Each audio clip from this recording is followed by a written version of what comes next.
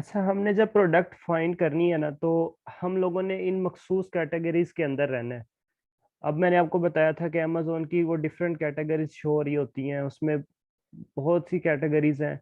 लेकिन ये जो हमने 5 से 6 कैटेगरीज़ लिखी हुई हैं ना, इनके अंदर रह के ही हमने प्रोडक्ट ढूँढनी है।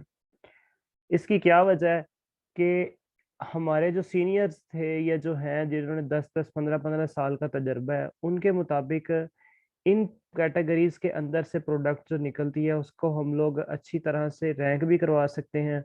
उनका प्रॉफ़िट मार्जिन भी अच्छा होता है और ईज़िली हमें यहाँ से विनिंग प्रोडक्ट मिल जाती है, जो कि कल को मार्केट में आसानी से हम लोग सेल कर सकते हैं।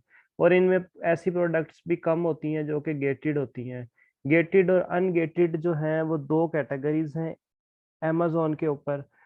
जो गेटेड कैटेगरीज़ होती हैं, उनमें ये होता है कि आप लोग अमेज़न से पहले इजाज़त लेते हैं कि मैंने जो ना ये प्रोडक्ट्स बेचनी है, तो अमेज़न कहता है ठीक है, अगर आपने ये प्रोडक्ट्स बेचनी है, तो आप उसकी अप्रूवल लें फिर बेचने दूँगा। उसी तरह एक अनगेटेड होती हैं, अनगेटेड में आपको अमेज़न से कोई अप्रूवल नहीं लेनी पड़ती।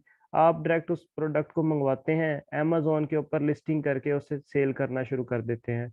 और ये जो सामने कैटेगरीज़ हैं, इनमें जो है ये अनगेटेड कह लें कि ये वाली कैटेगरीज़ जो हैं, इनको आपको पहले अमेज़न से प्रूव नहीं करवाना पड़ता। आप डायरेक्ट इसकी सेल शुरू कर देते हैं और अच्छी प्रोडक्ट्स यहाँ से आपको मिल जाती हैं। इनमें होम एंड किचन है, किचन एंड डाइनिंग है, आर्ट्स एंड क्राफ्ट्स है, ऑफ़िस प्रोडक्ट्स हैं, पेट सप्लाइज़ हैं। पहले आपने ये 5 कैटेगरीज़ को अच्छी तरह फाइंड करना है, इनसे प्रोडक्ट निकालनी है। इन केस आपको इनमें से नहीं मिल रही, तो आप तब जाके आउटडोर एंड फिटनेस देख सकते हैं। इसलिए मैंने बोल्ड करके नहीं वो लिखा, वो मैंने छोटे फ़ॉन्ट में लिखा है कि पहले ये मेन कैटेगरीज़ जो हैं वो 5 हैं। इन 5 कैटेगरीज़ में ही मार्केट में रिकमेंड किया जाता है, लेकिन जो मेरा एक्सपीरियंस रहा है वो आउटडोर और फिटनेस में भी प्रोडक्ट आपको अच्छी मिल जाती होती है, तो इसलिए आप उसे भी चेक कर सकते हैं। ये थी हमारी अनगेटेड कैटेगरीज़ या वो कैटेगरीज़ कह लें जिनके ऊपर रह के हमने काम करना है।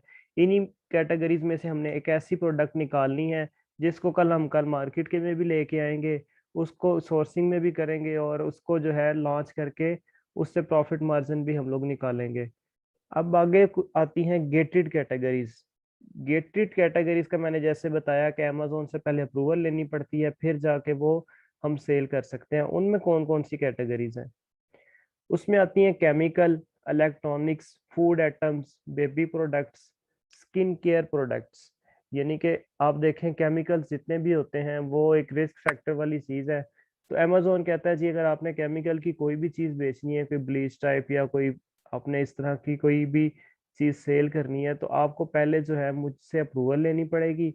उसके बाद जाके मैं आपको लिस्टिंग करने दूँगा जब आपकी क्वालिटी जो है वो इस अपने मयार पे पूरा उतर रही होगी, उसका कोई साइड इफ़ेक्ट नहीं होगा।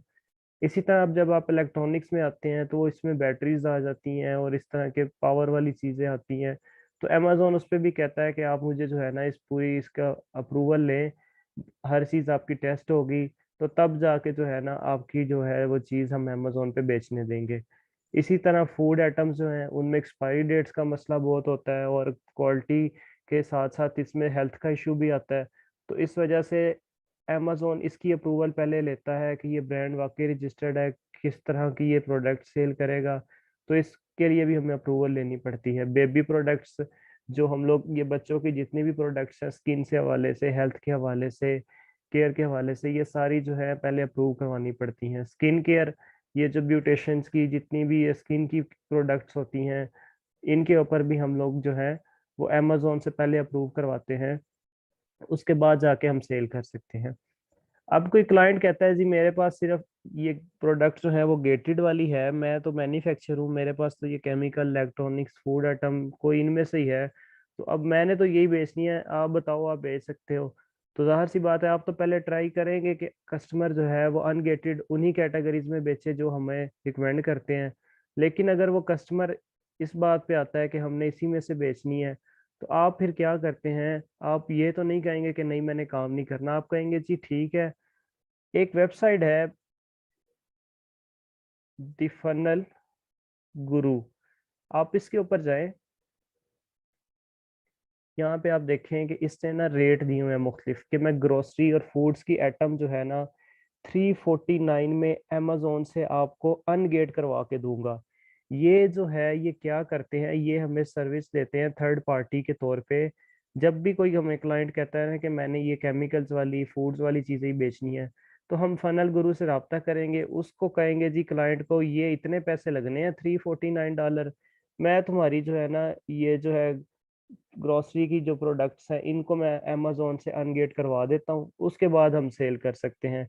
फिर क्या होगा, आप इसके साथ कॉन्ट्रैक्ट करेंगे, ये अमेज़न से आपकी प्रोडक्ट्स को अनगेट करवा के देगा तो उसके बाद जाके आप अमेज़न पे वो सेल कर सकते हैं। अच्छा, जब आप लिस्ट करने जाते हैं ना अमेज़न के ऊपर किसी भी प्रोडक्ट की, अगर तो वो गेटेड है ना तो उसके साथ ये लॉक बना होता है। इसका मतलब ये है कि अमेज़न ने आपको कहा है कि आपने जो प्रोडक्ट सेलेक्ट की है, वो गेटेड है। मैं जो है ना इसको नहीं आगे रन कर सकता।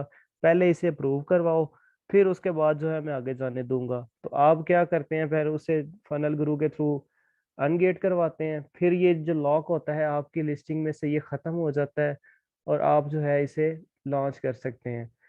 इसी तरह जो अनगेटेड प्रोडक्ट्स होती हैं, उनमें स्टार्ट में ये जो लॉक है, ये ऑप्शन नहीं आ रहा होता।